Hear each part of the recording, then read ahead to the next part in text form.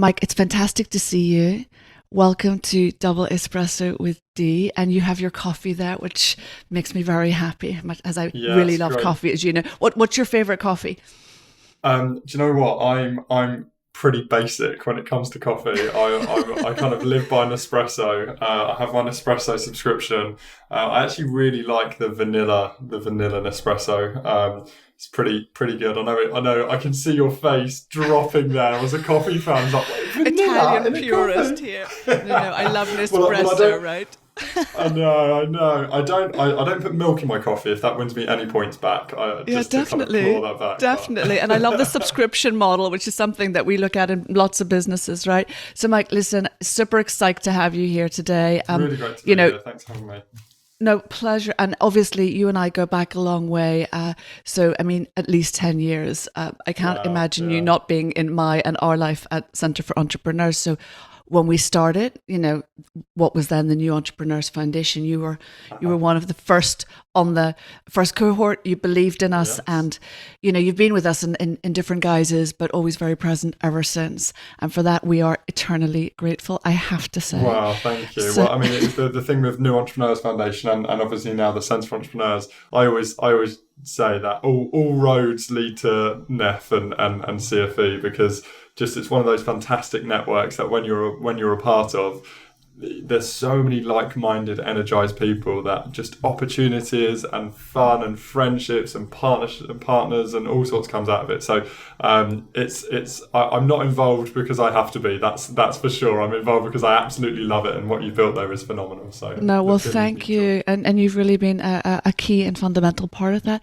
So, Mike, for people who don't know you, I'm just going to give a really short little overview of your um, vast accomplishments. And I mean, seriously, as I say, I don't think you sleep at night because you pack an awful lot in. So, when you were on the program, you met your wonderful co founder. And Absolutely. Yeah. you continued because you'd already been on the entrepreneurial journey to launch businesses together, and you co-founded Turn Partners. So UK-based studio startup focusing on acquisitions, turnarounds of existing businesses, and also launching new businesses in the digital space. You turned around the niche dating agency Toy Boy Warehouse, which Yeah. you tried to get me to sign up for quite a long time ago, and we will be returning to that shortly. One of my favourite topics. Yeah. Oh my God. I mean, I cannot wait. So achieving over 2,000% revenue in 18 months, because you were manning at the helm. You co-founded Hopper, which is the ultimate Instagram organization and planning tool. Probably never a better time for that with the way Instagram is going. And that's a standalone business today, operating in over 75 countries, no mean feat.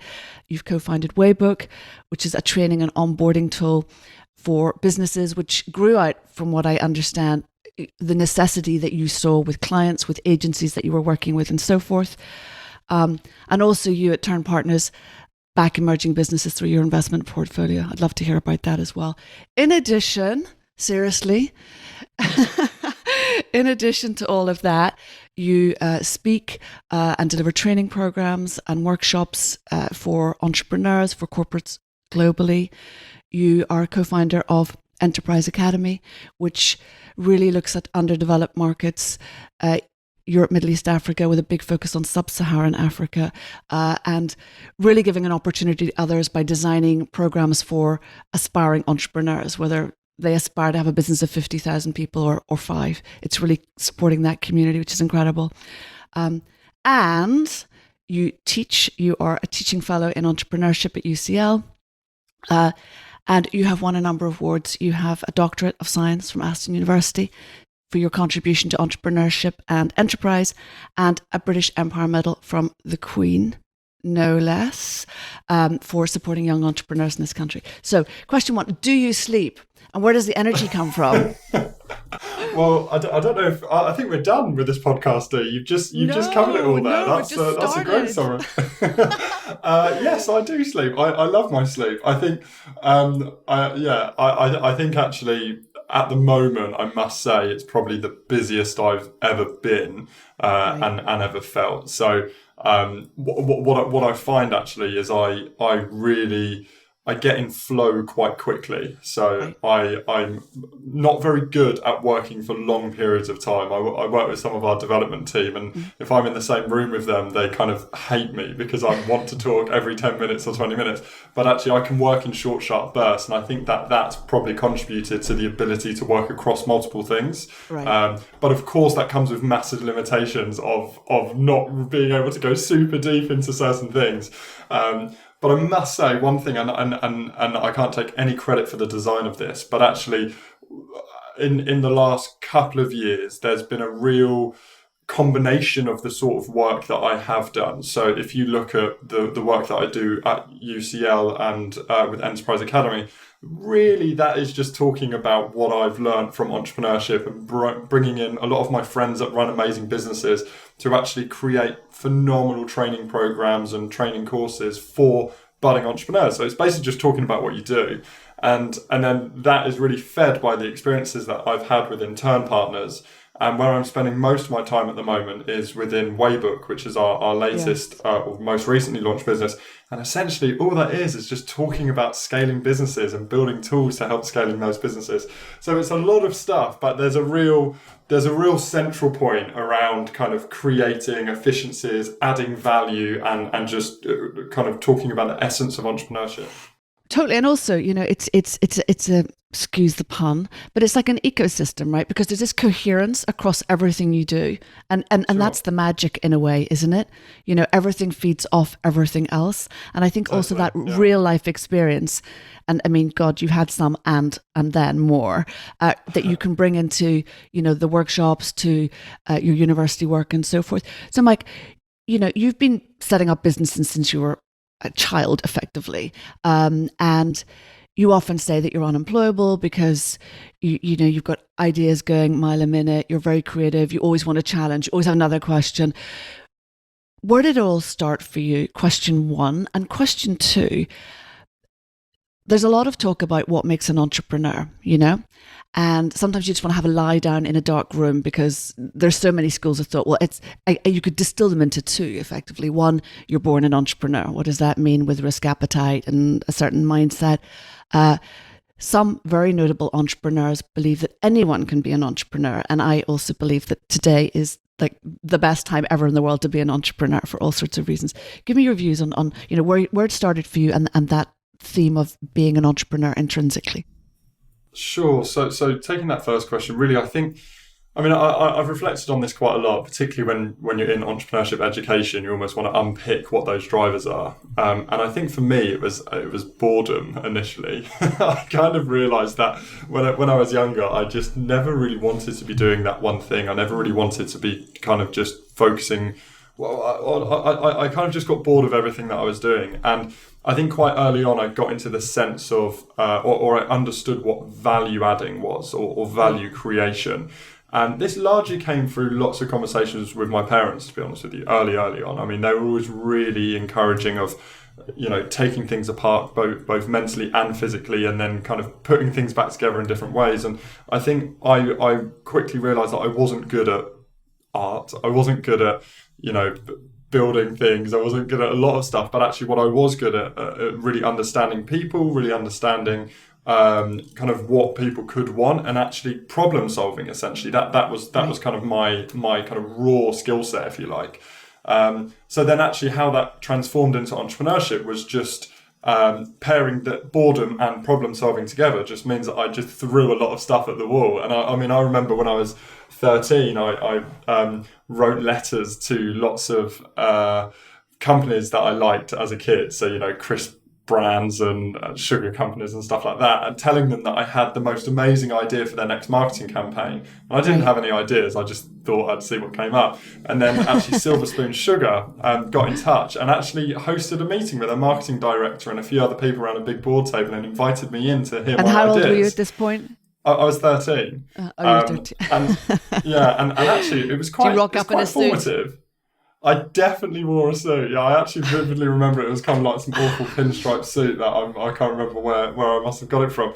But yeah, it was amazing because actually they didn't take any of my ideas, but they did give me a big bag of sugar products. But more importantly, it was the fact that actually, for me at 13, I had a sense that I could create from nothing something that meant added some sort of value, or at least got some sort of attention from a group of people or a business that felt unattainable before you kind of made that step. And for me, that then just removed all barriers of what I thought could and couldn't be possible. So how did that feel? Because there's something incredibly exciting about ground zero, right? And that is the incredible thing about starting anything. You literally are starting from nothing, even if you have aggregate skills, knowledge, expertise, experience, etc. And there's something incredible about that feeling. How did you feel as a young person? I mean, clearly you were a baby, right? But you know, as you say, from therefore, you never thought there were going to be any barriers. Never felt there were barriers. What was the feeling you had at that time?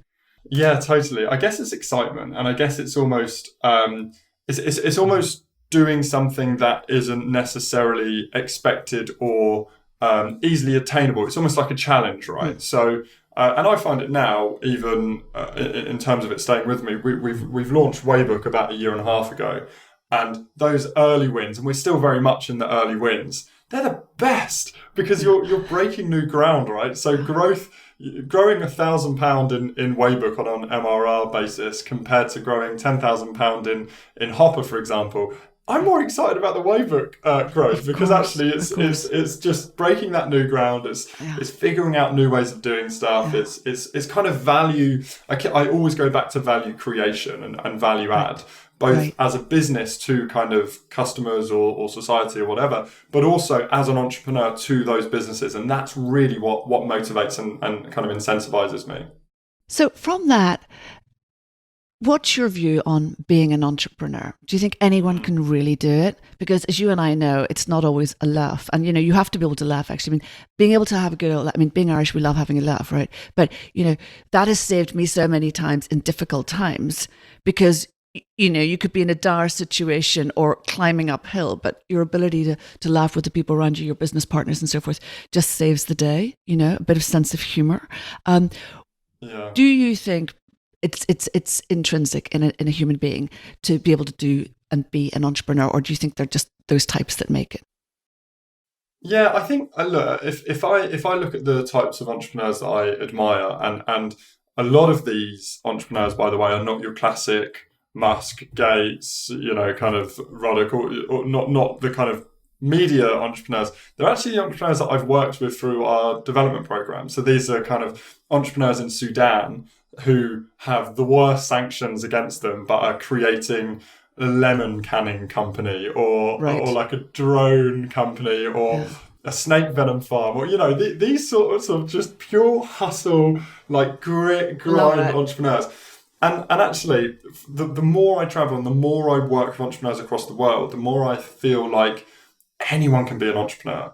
And I think that there's a certain attitude that people need, but I don't necessarily believe that attitude is built in.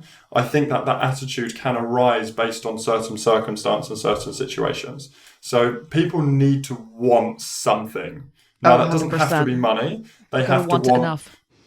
Yeah, you've got to have, and this is what we call kind of drive and motivation, right? But quite often people can't unpick exactly what their drive and motivation is. Others can manufacture it with vision boards or, you know, external influences or whatever that is. I think that's an essential element to entrepreneurship. Then I think just that grit and that hustle, which in kind of words we might understand more, is really just that pure resilience and the ability to not give up. Yes, maybe laugh through it, as you're saying, and whatever else, but just get up and go again. And then paired with very tangible, teachable skill sets. So this is, you know, on a granular level, it could be pricing, it could be negotiation, it could be all of the sorts of things that the Centre for Entrepreneurs on the Fast Track programs and many other great programs actually teach. But I feel like that as a combination is a package for an entrepreneur. But I also think that those skill sets are not cookie cutter. And if you have, the more drive and grit and determination you have, the more you'll just learn that sort of stuff on the way. Yeah. And quite often when I speak to an entrepreneur or someone who wants to be an entrepreneur who hasn't quite made the jump, quite often they haven't made the jump because they don't have the funding, they don't have the idea, or they don't have a specific skill set that they think they want. But the reality is because they don't have the drive, the grit, or the determination. And if they turned the drive, the grit, the determination up a little bit, the rest of it would just follow. This is controversial. You don't need an idea to be an entrepreneur. You can go to a car boot sale, buy a couple of items and sell them on eBay, and then you've got a business. I totally agree. That's what it is. And it's people think they've got to come up with the next iPhone, but those are very, very few and far between, decades between that and the next whatever, right? It's basically meeting, I always talk about meeting a need, solving a problem. That's what most businesses are based on. And most businesses aren't new because there isn't much new out there, apart from the odd genius idea, right? So, Mike, when you came out of the NEF program and, you guys put your hands to turn partners, what was the genesis for that? And I'd like to explore also, the model of co-founders, because often I talk to people I advise or, people on our program about, building businesses. And this is a theme. A lot of people think that if they have a co-founder, it will be easier. If they have a co-founder, they will have support. We know it's not always like that. It can be very trying and difficult. And I think it's a very different thing having a co-founder from, surrounding yourself with very talented people who bring skills that you don't necessarily have, but you can orchestrate and drive from the front. So talk me through a little bit, both of those. Yeah, sure. So how Turn Partners started was actually incredibly organic and over time. I can't remember a time where James. So you mentioned I met my co-founder. His name is James Wardy, and there was never a time where either of us asked the question, "Do you want to be my co-founder?" Like it kind of just developed over together. time.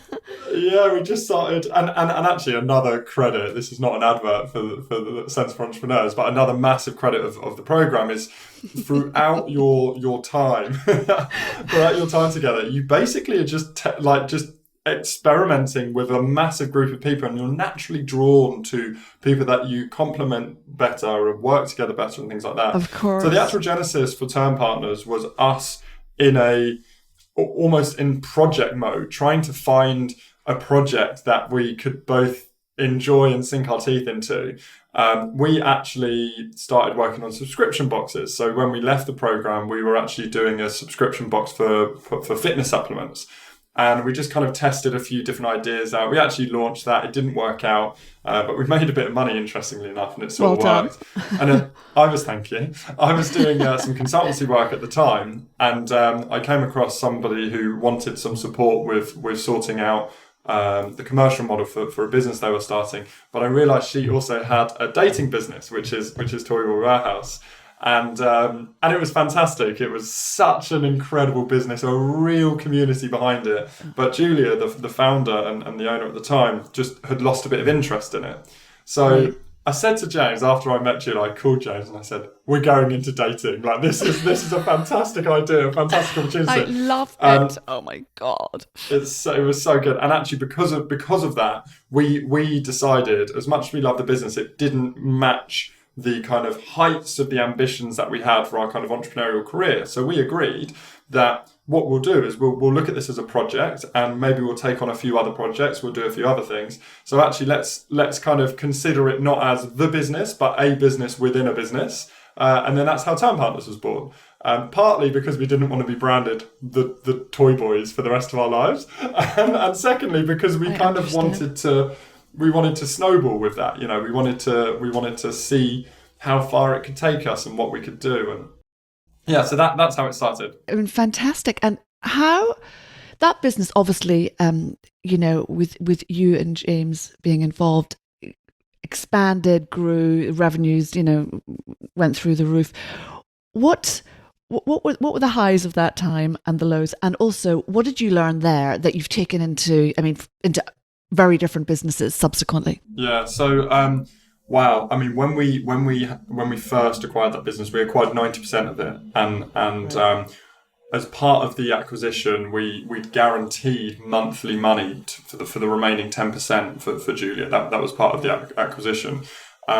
And trying to turn around a business where you'd sunk all of your money into it, so you didn't really have any other capital, and all of the profit was basically going outside, is really tough. It's really, really hard. So the lows were basically well, no, I'm kind of joking here, but the whole first year, right? Because it was just tough. But it was I mean, it was just phenomenal in terms of, I don't think we've ever shifted like it. We were so hands-on.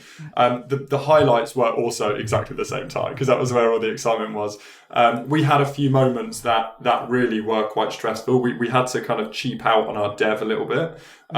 So we ended up working with some development partners that ended up holding us ransom for some code after just before an important release, and happens so easily though, that one. I know, but actually, in terms of what we've taken forward with that, is we are incredibly ethical, moral, honest in how we work, and we don't have ambiguity in any of our arrangements, and that's as a result of that experience or influenced by that experience. Another big real challenge early on was, we sort of knew that in order to turn the business around, we needed to pull it away from what it was. It had about 30,000 members when we acquired it, but it was almost a bit like a social network, and that was actually limiting the growth of it as a dating site. So we had to remove some features like the forum, we had to increase the pricing, we had to make some very unpopular changes for the community. And wow, did we have backlash. We had backlash, because these are a community of thousands of people who love this brand and love this site. And there's these two young guys that are storming in and charging more and stripping out products and all sorts.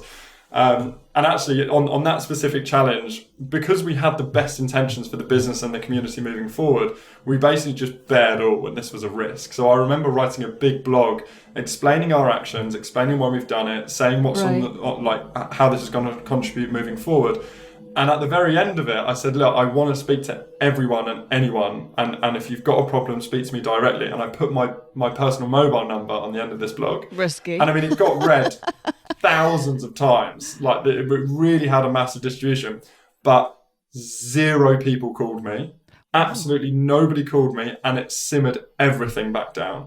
And I think actually that show of just authenticity and trust was the game changer for us to actually bring the community with us as we turned around the business. And actually that is another thing that runs through everything we do now. We are as close to our customers at all times, and that's everyone in the business. Across all of our businesses, no matter what your position is, everybody does regular shifts on customer service, where they, our most expensive developers, or no matter what you do, they'll spend a couple of hours every couple of weeks actually talking to customer problems and finding out how they use the product and things like that. And that's actually formed as a result of these early experiences within Toyable Warehouse. Yeah, and that is brilliant, because even if you're a tech company, you have clients who are human beings. Oh, totally. Yeah. And it's so easy to get that abstraction. Totally, particularly if you're not in the front line, and sort of business development shouldn't necessarily just be something over there. Everyone should be representing the business, and that direct engagement can give that. Well, I remember some of your stories on customer services, unhappy clients and so forth made me scream with laughter. Oh my God. So Mike, tell me, you're in the digital space, and you build digital businesses, you back digital businesses, among others, with your investment portfolio. Can we talk about the digital world? Because we are in a digital world.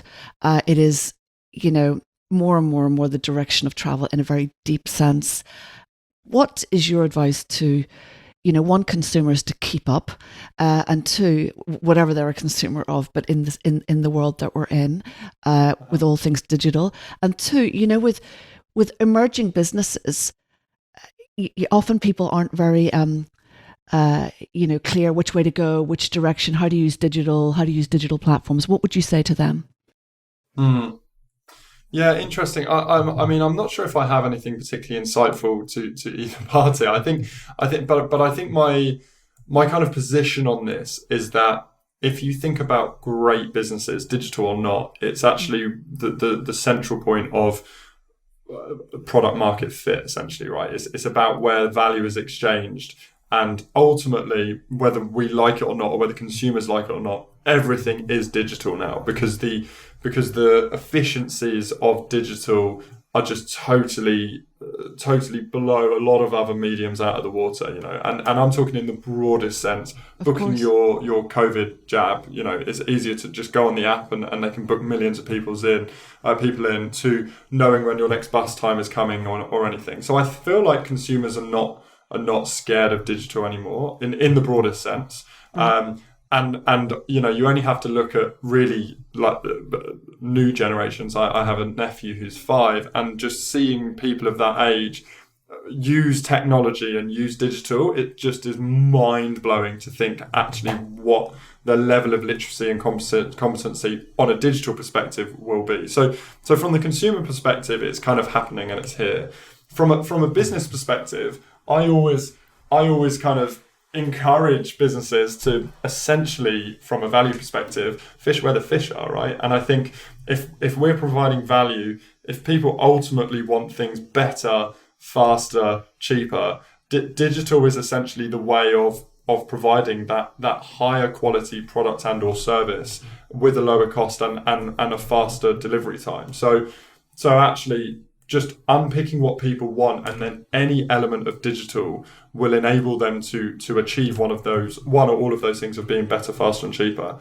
And some of the best businesses that I've come across in recent years, they're not the popular ones that we've heard of. They're the kind of re-engineering of very traditional businesses that you wouldn't read about in a startup magazine because they're just not sexy enough. But actually it's the digitalization of skip hire, or it's the kind of taking existing businesses like a friend of mine runs Ride2, which is a marketplace for motorcycle CVT license lessons. And actually these sorts of businesses where they're not stripping the human interaction out of stuff, but they're actually finding efficiency where there is inefficiency, utilizing digital, that's where the real excitement is here. And what's your view? 100%, and obviously it's making things easier for people, right? And people, like need ease of access. They look for that. We know all the stats about if you go online to buy something and it takes you slightly longer than you anticipated, you're not even going to bother going to the basket to buy whatever it is, right? Because it's just the journey is unpleasant because it's taking 35 seconds or whatever, right? There's this immediacy that we desire today, but around that, what do you do in your businesses to safeguard privacy? Because obviously this is a big theme with GDPR and data hacking and so forth. What are your policies, or how do you approach that, to really nail it and make sure that people are protected? Yeah, that's a really great point. And we kind of have hard and soft measures in place with this. So the kind of hard systems will be the actual security. So all of our, as you'd expect, all of our systems across all of the businesses are encrypted. A lot of stuff is cloud-based. We're backed up in encrypted servers. We have, hashed password, everything kind of as you'd expect in terms of how we manage, how we store, how we distribute data. We take all of the industry standard precautions. But the main thing that I think is perhaps one of the more interesting pieces to look at is the softer systems you put around this. So this is actually encouraging people to have two-factor authentication or utilizing all of the edges that you can have around privacy of your kind of digital assets, if you like. But then linked to that, it's about the education around, and we're at the sharp end of this with Toyota Warehouse being dating, around actually what is good and bad etiquette of sharing information and data with other people. It's no secret that you will meet people on Toyota Warehouse, you will talk to people on Toyota Warehouse, you will share information and data on Toyota Warehouse. So it's actually, we feel the responsibility to make sure that people are protected, not just from our system and make sure that their data from the system isn't extracted, but actually to make sure there's not bad actors on the site, to make sure that we have any fraud protection in it, and make sure that people are equipped to protect themselves with how they kind of share their information online as well. So has that worked broadly? It has, yeah, it has. We haven't, touched wood, and luckily we haven't had any cases that I can certainly recall of somebody being catfished or falling into traps within Toyota Warehouse. But and this is ironic because we're talking about how digital and AI and everything is the best way of doing this. We actually have a human layer that we probably will never remove on top of that. So every single new account that joins Toy Warehouse has all the automated checks, all images of reverse image search to make sure authenticity and things like that. But then we also have a human eye that approves every single member, and also every single member's first message to another member as well, and any repetitive messages as well. We probably do a little bit more than others within the industry, but we can focus on that because we've got about 350, 400,000 members. We're not a kind of 20 million dating so it's app, manageable from a user base. It's manageable. Yeah. So Mike, listen, tell me, you for as long as I have known you, are always setting yourself challenges. I mean, there was once years ago, I think you were doing the sugar-free for 2 months challenge, and you were going to run a marathon in X number of months. I mean, you're always setting yourself up for a challenge, and it really makes me think about, lifelong learning. And there is actually data around this somewhere, right? That every 10 years we need to give ourselves a refresh. And I think that's why, certainly among my friends, I see people going back to study or doing, executive MBA courses or others, with the time that they have. But some are packing in a master's across 2 years or a PhD across however many years whilst running businesses, running families, and on, right? So I personally feel lifelong learning is absolutely essential. But what are you doing now with all the free time you don't have to push yourself forward? What are the challenges you're setting yourself, and how important is that to you today, where you are in your business cycle or business cycles? Yeah, no, that's a great point. So just I love personal challenges, right? And we internally everybody's big on personal challenges, and what I mean, they're kind of silly ones, right? So it might be wake up at a certain time every day for 30 days. I did one years ago of kayaking to work every day for 30 days, and I lived in Birmingham along the canals. Don't eat sugar, things like this. And I think actually what that brings me is firstly a level of discipline, which is quite nice to have in my life. I'm probably naturally not that disciplined, but I'm faddy, extremist, and kind of competitive enough to myself to force that discipline in. Yeah, so maybe that's why that comes across. And then secondly, it's also just an expansion of our kind of status quo, right? I think the more we can force ourselves into seeing things from different perspectives, experiencing things in different lights, the richer our kind of exposure becomes, and therefore our gut, right, and our intuition and our ability to spot opportunities or have compassion for other people or understanding for other people. So right now, a couple of things I'm working on are headspace. I feel like the last year has been phenomenal, but has been heavy from a work perspective. And I think we're all in that position where we've just lost a little bit of that separation between life and work.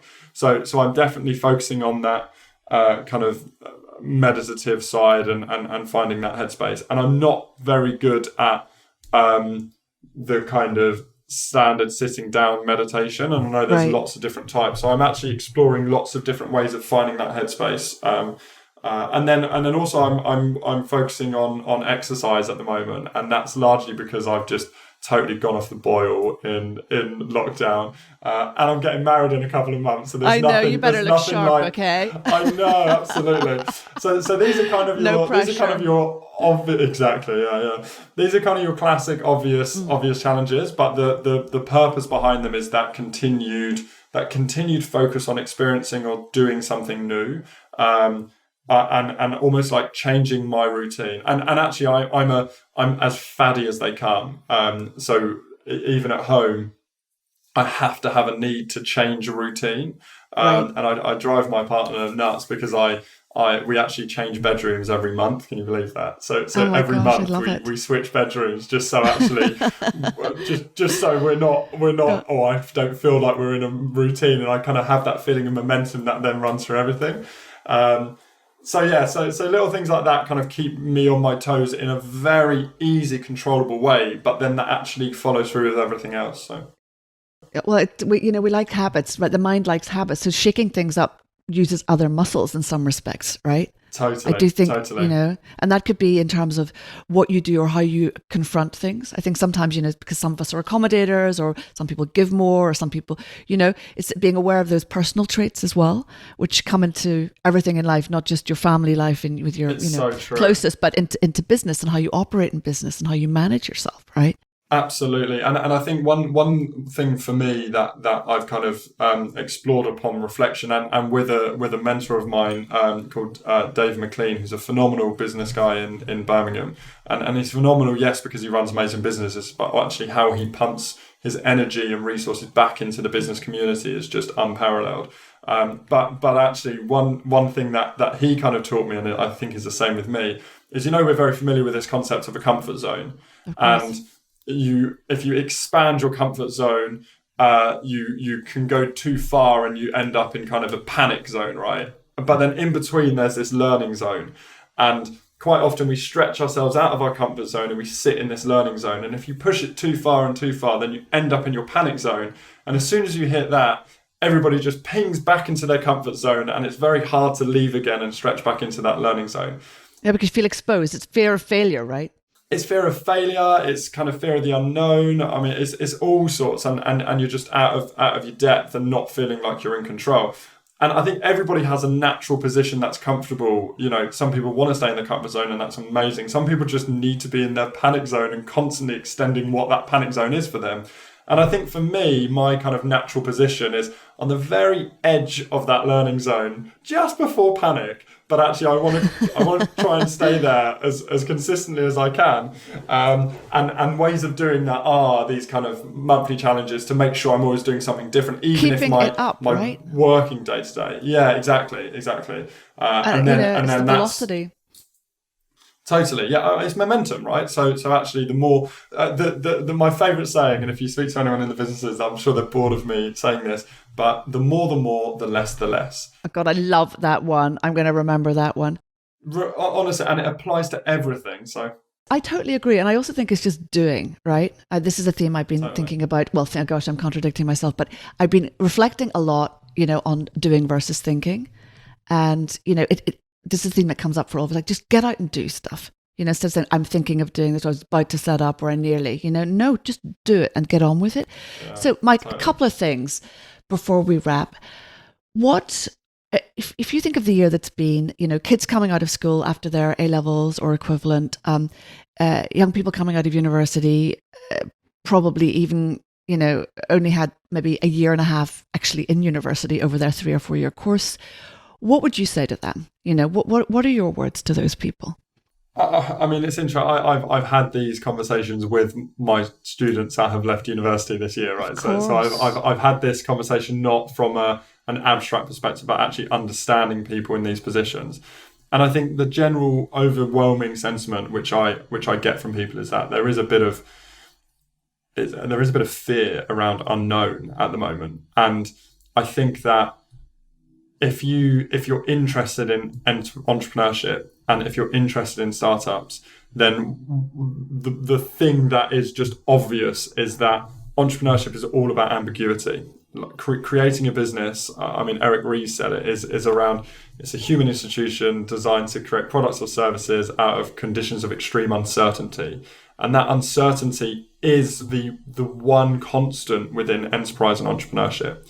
And I think that is the thing that drives a lot of people to have the fear that stops them from starting a business. But if you are in uncertainty, if you are in ambiguity, and you can find some level of comfort within that, then that actually builds up your resilience to mean that you can continue to expand and grow and challenge and develop in those elements of uncertainty. It means that your natural position within that spectrum of comfort to learning to panic zone is probably more towards the further ends of the learning zone, which means you can learn faster, you can move faster, you can grow faster.